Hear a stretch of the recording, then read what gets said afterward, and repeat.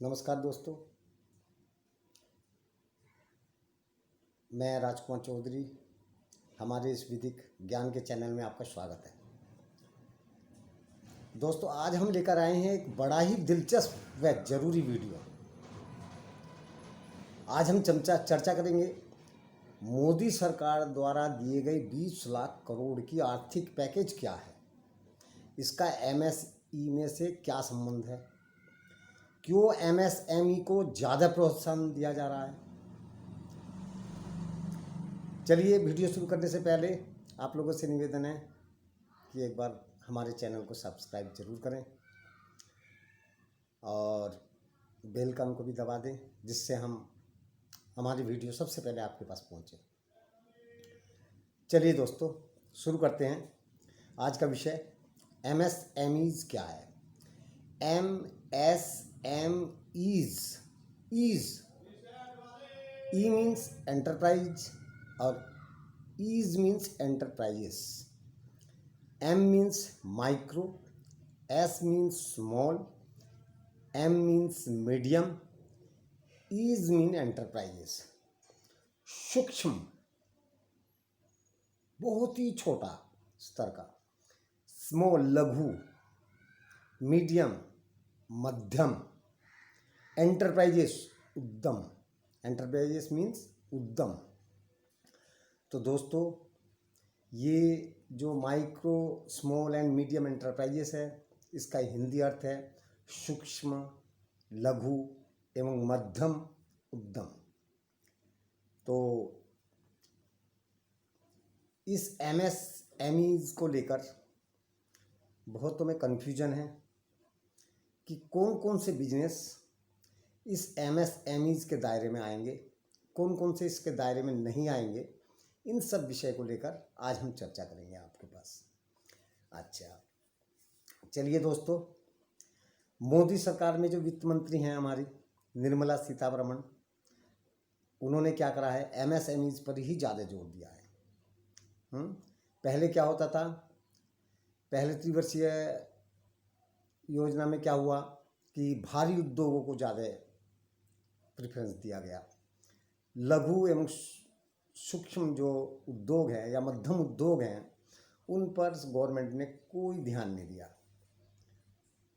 अब इस महामारी के दौर से निपटने के लिए मोदी सरकार ने स्पष्ट कह दिया है कि हम एमएसएमईज पर ज़्यादा जोर देंगे, एमएसएमईज पर ज़्यादा जोर देंगे।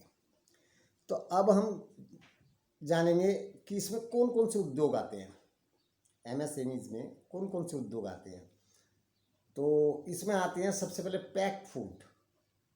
जितने भी पैक्ड फूड हैं, कुरकुरे हुए, चिप्स हुए, बिस्कुट के पैकेट हुए, ये सब सारे क्या हैं ना, पैक्ड फूड के अंदर आते हैं। उसके बाद आ गया फल सब्जी। तो फल सब्जी, जितने भी फल है, जितने प्रकार के भी फल हैं, फल फ्रूट और सब्जियां हैं, वे सभी इसी के दायरे में आती हैं। अब आ जाइए किराना स्टोर।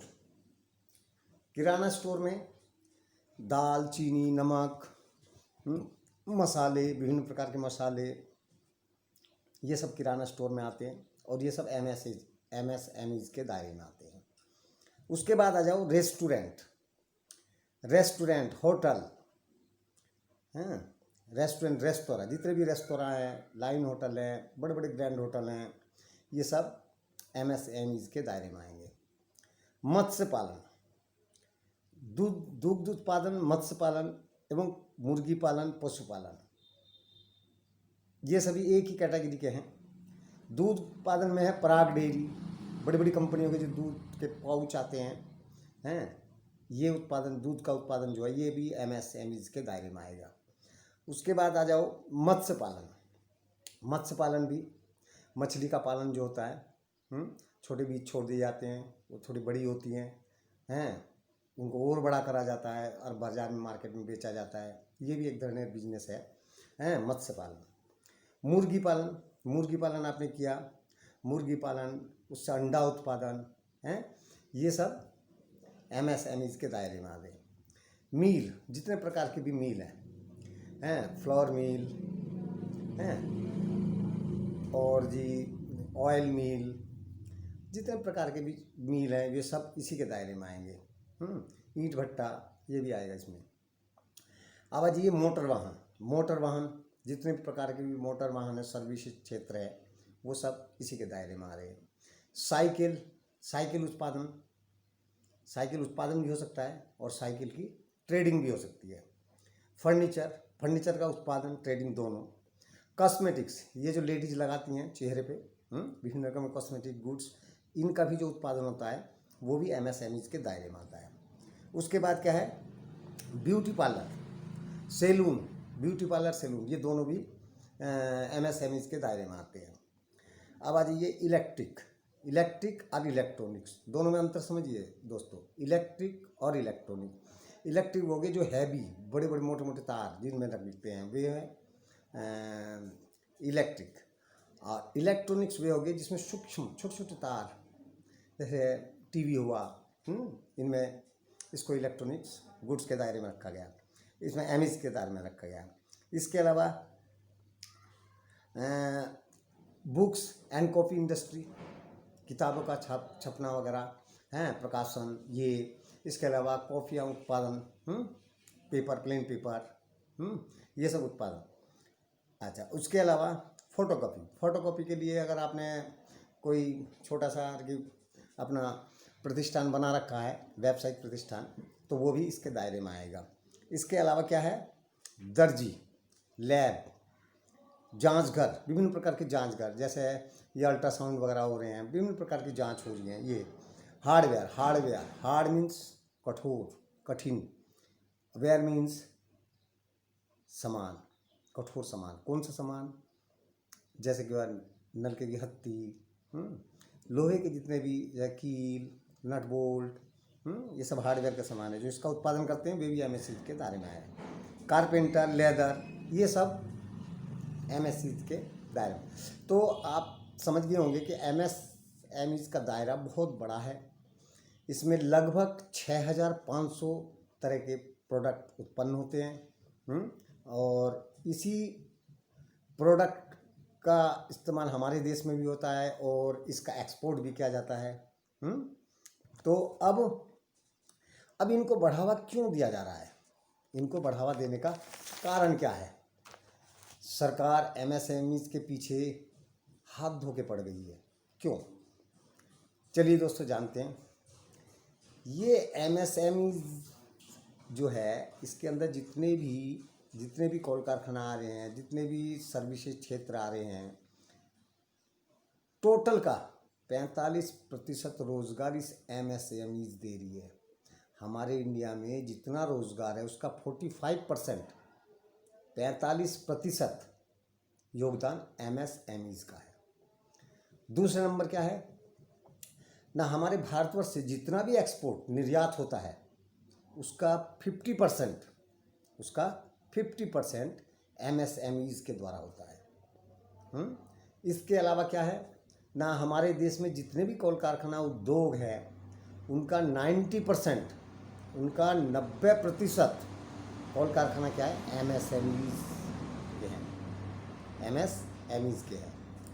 अच्छा, ये एमएसएमईज कितने प्रकार के उत्पादन करती हैं? अकेले 6500 आइटम ये अकेले बनाते हैं, और इनसे जीडीपी क्या होती है, 10% से ऊपर जाती है इन्हीं से ही। इसीलिए मोदी सरकार ने 10%, जीडीपी का 10% जो है 20 लाख करोड़ रुपए एमएसएमईज के लिए दिए हैं, एक राहत पैकेज। अच्छा, अब एक उदाहरण से क्लियर हो जाएगा ये।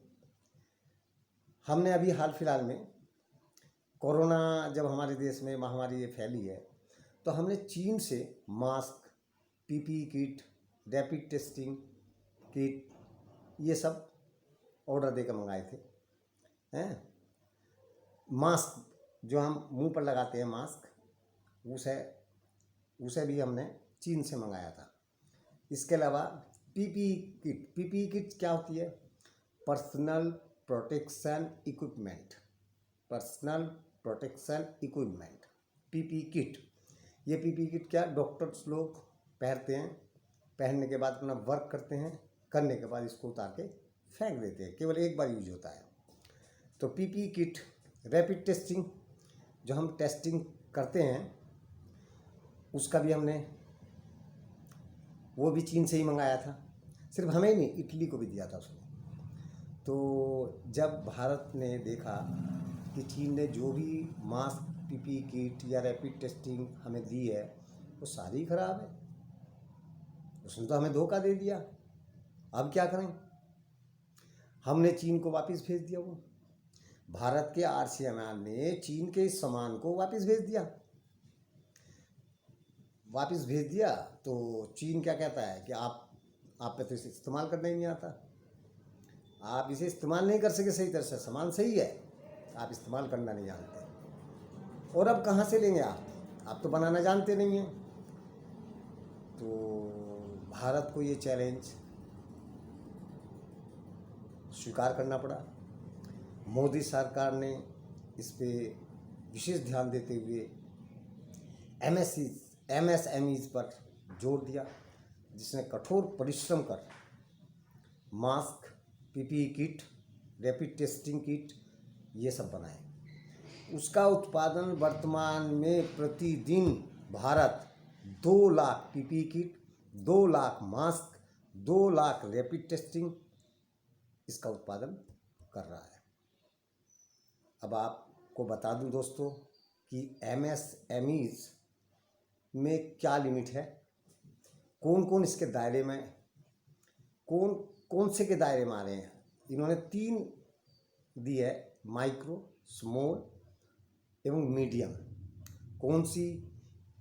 कौन सा उद्यम इसमें जाएगा माइक्रो में, कौन सा स्मॉल में जाएगा, कौन सा मीडियम में जाएगा।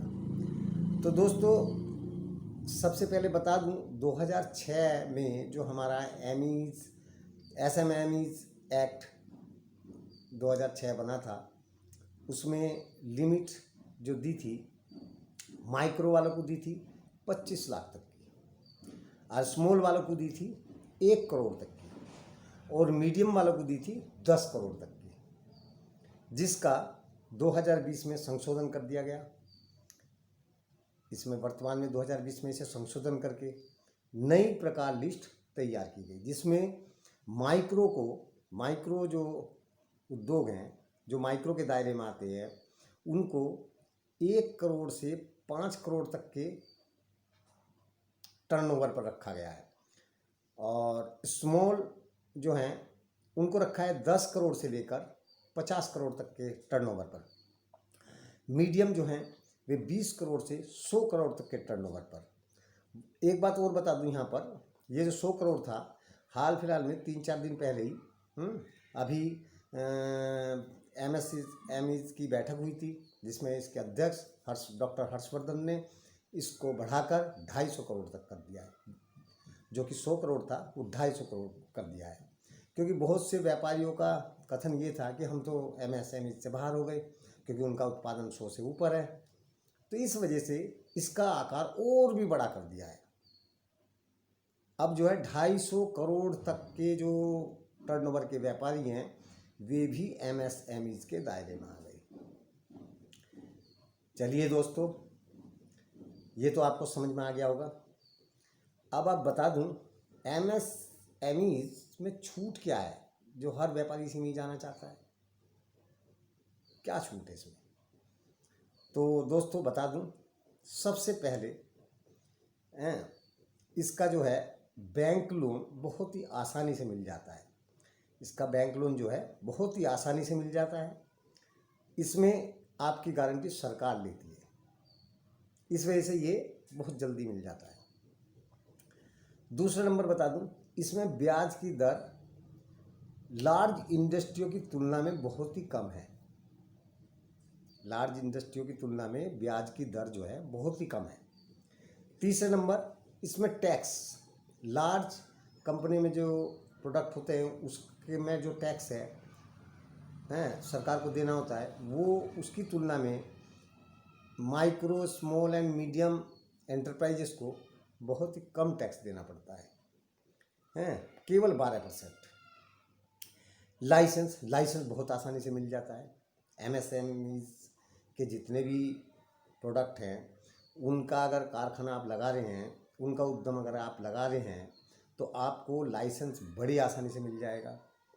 सर्टिफिकेट, हाँ, इनको एमएसएमई वालों को सर्टिफिकेट मिला, भाई इनको कोई मत रोको, ये कहीं भी जा सकते हैं, अली गली में हर जगह जा सकते हैं। इसके अलावा सब जगह पे इनको प्रेफरेंस दिया जाता है, अग्राधिकार। इसके अलावा एक इम्पोर्टेंट चीज़ और है, एनजीटी यानी कि नेशनल ग्रीन ट्रिब्यूनल। इस नेशनल ग्रीन ट्रिब्यूनल के जो नियम वगैरह हैं, जैसा आपने कारखाना लगाया, भाई ये चिमनी थोड़ा सा और ऊपर करनी है, लेबरों के लिए क्या व्यवस्था है, उनका लंच टाइम में क्या व्यवस्था दी गई है, तो ये सब विभिन्न नियम कानून को माना, धुएं का परमिशन, ये सब आ जाते हैं एनजीटी में। तो इसमें एनजीटी का भी कोई झंझट नहीं है। तो दोस्तों, आपको एमएसएमईज के बारे में हमने आपको बताया। आशा करता हूँ कि आप लोगों के समझ में आ गया होगा कि एमएसएमईज क्या है, कौन से व्यापार इसके दायरे में आते हैं, इनको मोदी सरकार क्यों बढ़ावा दे रही है, एमएसएमईज में टर्नओवर लिमिट क्या है, वर्तमान 2020 में इसमें क्या संशोधन किया गया है, एमएसएमईज में मोदी सरकार क्या छूट दे रही है। तो दोस्तों, हमारा प्रयास रहता है कि हम आपको कानून की सही जानकारी दें। जितना आप कानून की जानकारी जानेंगे उतना ही आप एम्पावर होते जाएंगे। आशा करता हूं कि हमारा ये प्रयास आपको बहुत ही अच्छा लगा होगा। अगर अच्छा लगे तो आप इसे ज़्यादा लाइक अवश्य करना, ज़्यादा से ज़्यादा शेयर करना। और अगर आपको एमएसएमई से संबंधित कोई भी क्वारी हो तो नीचे लिखे कमेंट बॉक्स में आप हमसे क्वारी पूछ सकते हैं, जिसका हम जवाब अवश्य देंगे।